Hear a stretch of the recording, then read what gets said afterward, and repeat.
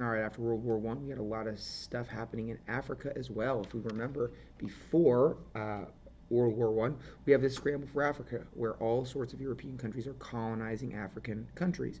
Well, what basically happens after World War I is France and Britain are the main winners. They already had a lot of territories in Africa, but any territories that basically belonged to anyone else kind of went under control of the winners, France and Italy. We have this idea of Pan-Africanism. Pan-Africanism means all Africans, and so it's this idea that people in Africa are united by shared experiences, and that group is an important identification. So we say, if I can get my mouse, all right, we say Pan-Africanism. Africanism. The idea that the peoples of African descent share common interests and should be united. And note, should be united. Note that your cultural identification is very important, and it can change, right? Think about America during the Civil War. Do you identify as an American, or do you identify as a Confederate, right? Do you identify more with your state as a Texan, or do you identify more with your country?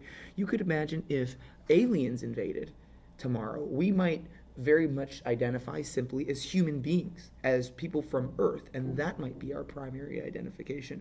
Here, the idea of Pan-Africanism is saying, all right, these different tribes and cultures and languages throughout this whole continent, we need to set those aside because really we need to unite against these kind of white Western colonizers that are really taking advantage of us, that are doing horrible and have done horrible things to us. Okay, and so the idea is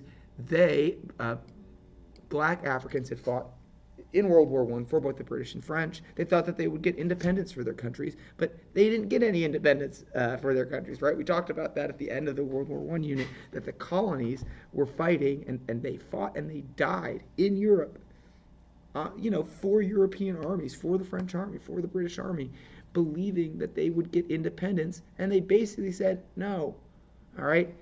Instead, the Treaty of Versailles. So just like India, many Africans fought World War I for the British and the French.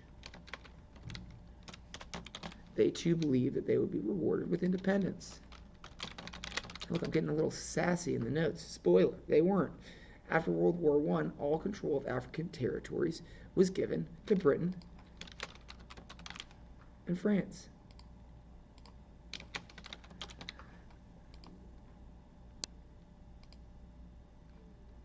So this caused many Africans, especially younger Africans at that time, to become more politically active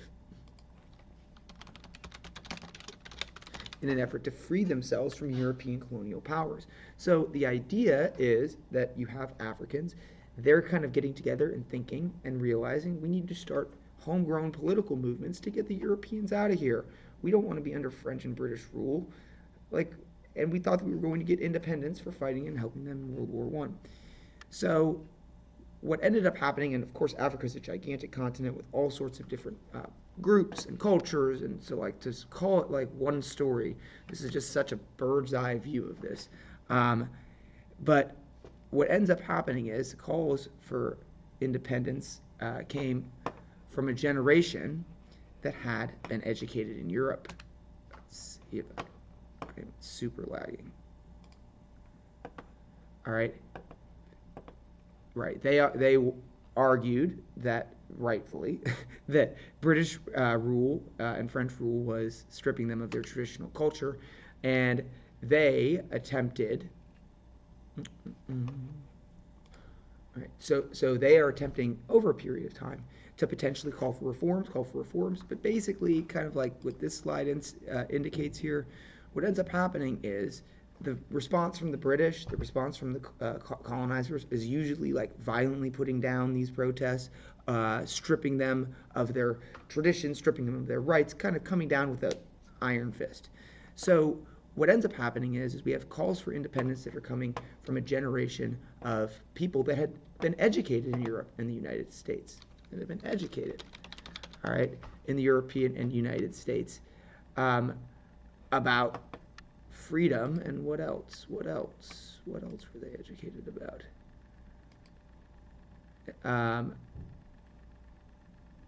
About freedom and politics. All right, these included two names you need to know: W.E.B. All right, Du Bois. All right, he was educated in Harvard in the United States, and he taught Africans to value their heritage and their history, as well as Marcus Garvey. He was a Jamaican, and Marcus Garvey. He was a Jamaican. He lived in Harlem, and he introduced the idea of Pan-Africanism. Finishing up and looking at this quote, I would just note, you can kind of read it over yourself. By driving the African off his ancestral lands, Europeans have reduced him to a state of serfdom, meaning like slavery, incompatible with human happiness. So what Europeans have done to Africans, it is not possible to be happy. The African, like African people, is conditioned by the cultural and social institutions of centuries, all right, to a freedom of which Europe has little conception. So we have been free for centuries and centuries and centuries, and Europe does not understand this. And it is not in his nature to accept serfdom forever. It is not in the African's nature to accept serfdom forever. He realizes that he must fight unceasingly, like nonstop, for his own complete emancipation, freedom. For without this, he is doomed to remain the prey of, I'm not sure if that's a typo, Reichel or maybe racial imperialisms, which in every successive year will drive their fangs more deeply into his vitality and strength. Meaning, every year we don't do something about this, it is going to get worse. It is going to get worse. We need to do something about it now. So that is our guided notes on Africa.